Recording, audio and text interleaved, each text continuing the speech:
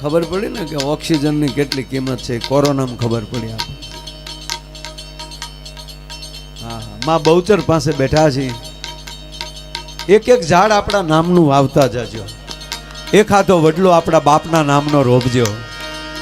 એક હાથી લીમડી આપણી દીકરીના નામની રોપજો. સાહેબ કેટલું એને આપણને ફ્રીમાં આપ્યું છે ભગવાને.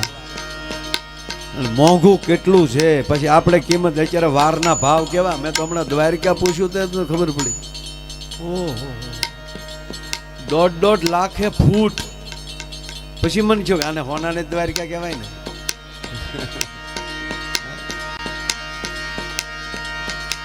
પૃથ્વી પવન ને પાણી આટા ઉલટનારી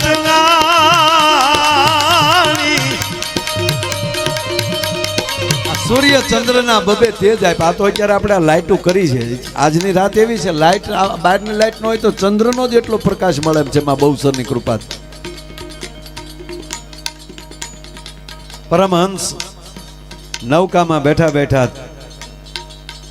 જ્યોતના અજવાળે કંઈક લખી રહ્યા હતા. એમાં પવનનો ઝોકો આવ્યો, જ્યોત ઓલવાઈ ગઈ. રામ રામ કરીને પરમહંસ આંખ વીચી ગયા. આંખ ખોલી, પૂર્ણિમાની રાત હતી, પણ ચંદ્રનું જેટલું અંજવાળું હતું પછી દીવાની જરૂર નહોતી. અને ત્યારે એણે પહેલું જ વાક્ય લખ્યું કે પોતાના અહંકારના દીવા ઓલવાય ને તો અનંતનું તો ખૂબ અંજવાળું આવે છે. એ આપણા અહંકાર છે ને, એ અનંતના અંજવાળાને આપણા સુધી ભોગવા નથી દેતા બાપ. હે, અનંતે બહુ કૃપા કરી. આ સૂર્ય ચંદ્રના કેવા તેજ આપ્યા. કોઈની ઘરે બિલ આવે, બારોટજી મરી જાત આપણે બિલ આવ્યા હોત કે ભાઈ તમારું બિલ નથી ભરાણું, નીકળ કાલ તમારી ઘરે સૂર્યનો પ્રકાશ નહીં આવે, ચંદ્રનો પ્રકાશ નહીં આવે, હલવાઈ જતો. શું કામ? આપણે હાવ ખોટી ના જઈએ. આના થોડા થોડા બિલ આવે તો એ આકડિયા નાખીએ આપણે. પાછા હું કે લાઈટ કાપી નાખે છે. હાથની મોટરમાં 70 ને વાપરો એ નહીં કાંઈ, બધી એની જ ભૂલ્યું. એ તમારી વ્યવસ્થા માટે બેઠા છે. સરકાર તમે પોતે છો. વિવાદ છોડો, સપોર્ટમાં લાગો, સહકાર આપો. મારો ભાગ્ય મને કહેતો હતો, મને કે ડુંગળીનો ભાવ ન થાવ. મેં કીધું અમુક ડાયરેક્ટ પાણી પાય ને એમાં કેનાળુમાં કોશ્યું મારી મારીને કેનાળું તોડો છો. ખેડૂતોનું હિત ચાહતા હોવ ને બાપ, કારણ કે ખેડૂત તાપ છે ધરતીનું. અન્ન નહીં આવે તમે શું કરી શકશો? અન્ન નહીં હોય તો બોમ્બ કેમ બનાવશો? પાયામાં અન્ન છે, પણ એની અંદર આપણી અંદર પવિત્રતા આવવી જોઈએ.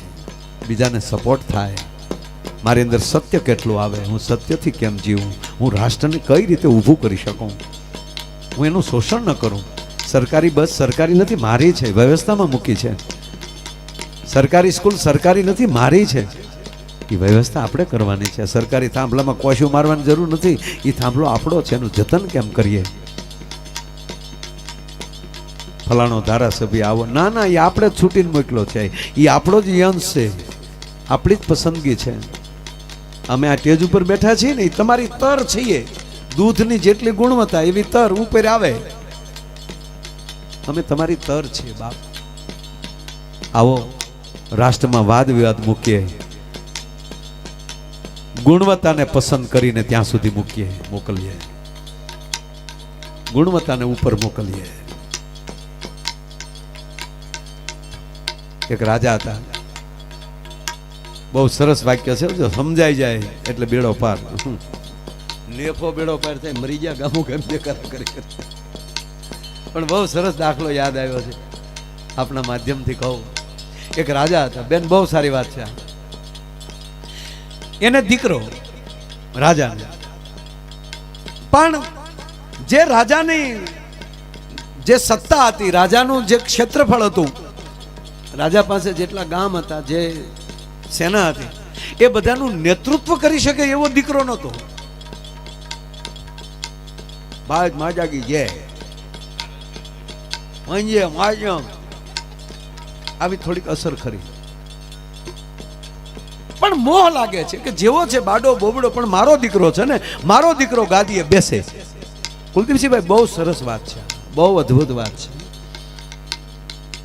રાજાને એક તો નક્કી થયું કે આ મારું સ્થાન નિભાવી શકે એવી સ્થિતિ તો આની છે નહીં. કદાચ મારા ગયા પછી આ એવો તેજસ્વી નથી કે સત્તાને બરોબર જાળવી રાખે અથવા તો હવાયું કરી શકે. ગામમાં એક ભાઈનો એવો દીકરો, એ એના કુંવરનો મિત્ર, પણ જ્યારે જ્યારે ઈ દીકરાને જોવે તો એમાં તેજ, સાધના, અનુષ્ઠાન, ઉપાસના, એવો તેજસ્વી દીકરો. પણ એ પોતાનો દીકરો નહીં ને એટલે પણ રાજાને એમ થાય કે મારા દીકરા કરતા અદ્ભુત તો આ માણસ છે, આવો જો ગાદી આવ્યો હોય તો મારી કરતા હવાયું કરે એવો છે. એ એના ગુરુ અને કાંઈક એવું તકલીફ પડે ને ગુરુ પાસે વયું જાવ. રાજા એના ગુરુને વાત કરી, ગુરુજી આ મારી પરિસ્થિતિ છે, આ દુવિધા મને હેરાન કરે છે, તો મારે શું કરવું જોઈએ? મહારાજ તમારા દીકરાને ગાદીએ બેસાડો. કે પણ મારો દીકરો છે ને એટલે મારે એને જ બેસાડવો પડે ને, ઓલો મારો દીકરો નહીં ને, એને હું કેમ એને બેસાડું? ત્યારે એક સંત એને જવાબ આપે છે કે માની લો કે મહારાજ તમારા શરીરમાં બીમારીની ગાંઠ હોય, એને તમારે રાખવી પડે કે કાઢી નાખવી પડે? તાકી તો કાઢી નાખવી પડે. અરે તમારી છે ને, કેમ કાઢી શકો તમે? અરે ગુરુજી એ મારી હોવા છતાં જો હું એને અંદર રાખું તો હું ખતમ થઈ જાઉં. તાકે તો વૈદ્યની દવા બહારની છે, એ તમારે અંદર લેવી પડે ને. એ શું કામ લ્યો? તાકે બહારની ભલે હોય પણ એને અંદર લઉં છું ને તો હું સ્વચ્છ થાઉં છું. તાકે બસ મહારાજ પોતાની ગાંઠ્યું હોય ને તો ભલે પોતાની હોય પણ એને કેન્સલ કરીને કાઢી નાખો, નહીતર ઓલામાં શરીર ખતમ થઈ જાય, આમાં રાષ્ટ્ર ખતમ થઈ જાય. અને જેનામાં ગુણ દેખાતો હોય ભલે બીજો હોય પણ એની ગુણ હોય એને તમે સ્વીકારતા થશો, જેની ગુણની પૂજા થતી થશે. એટલે આ જીવન જરૂરી છે.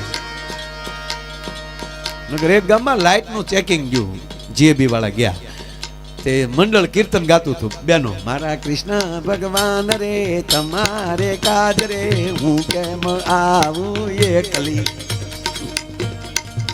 એમાં કોઈ કે કાનમાં કીધું ગલીમાં ને, ગલીમાં શેકિંગ આવ્યું તા તો કડતાલ પડી ગઈ ઢબથી હાથ બાલીને, અને ગલીમાં હવે કડતાલ ને શેકિંગ ને કડતાલ હોય ને શેકિંગ થી બીવાનું હોય, આવી કડતાલું બહુ વાગે.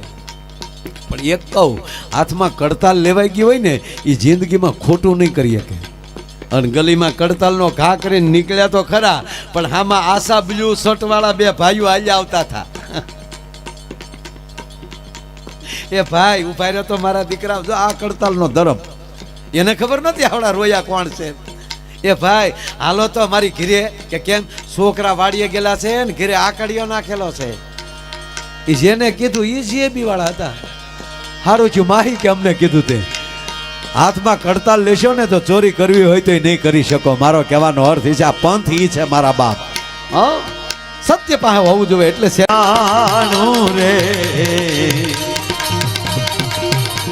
હરિની હાથડીએ મારે રોજનું હટાનું, હરિની હાથડીએ મારે રોજનું હટાનું.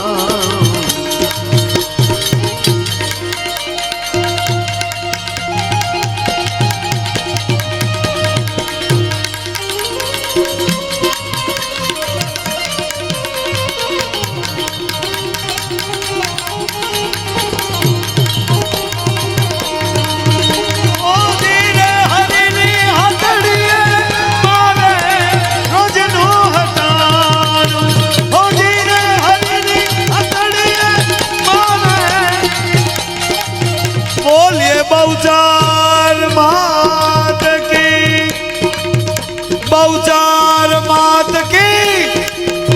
એવી જોરદાર એકવાર જેનું આમ જેટલું જોર હોય બોલીએ બહુચાર માત કી, બહુચાર માત કી, માત કી. હનુમાનજી મહારાજ કી, મહારાજ કી. સોમનાથ મહાદેવ કી, મહાદેવ કી. ભારત માતા કી, ભારત માતા કી, ભારત માતા કી. આભાર આભાર.